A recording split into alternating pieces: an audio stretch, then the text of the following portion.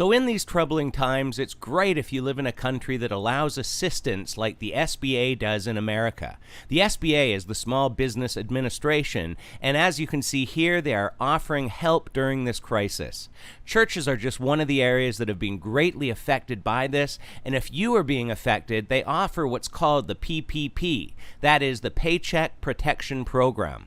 I'll leave links below to the sites I'm going to show you today so that you can apply too if you qualify for this help.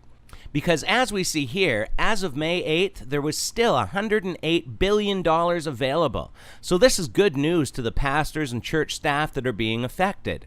It's great to see that religious organizations such as the Christian Church have received $7.3 billion in aid. But here's the problem.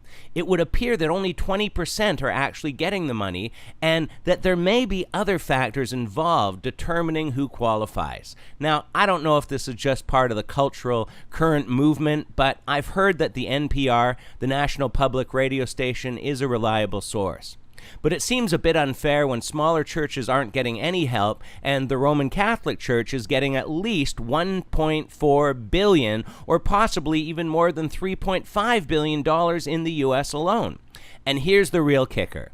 As if these mega churches don't make enough money as it is, we have false teachers like Jim Bakker, Peter Popoff, Jimmy Swaggart, and Joyce Meyer taking advantage too.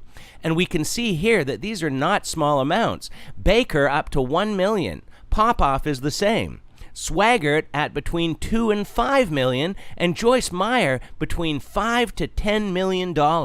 Now, I'm all for paying the staff, but Joyce Meyer does not need $10 million, especially when her organization apparently had $14 million on hand at the end of 2019, and other churches are getting nothing. And you can go online and see that there's more than just one report on this. And on the other side of the world, we've got megachurch Hillsong asking for money from its congregation, even though they bring in $130 million a year. So it would seem that greed continues even in a time like this when they should be helping people, not asking from them. So let's keep these churches that are struggling in our prayers. But that's it for today. So until next time, take care and God bless.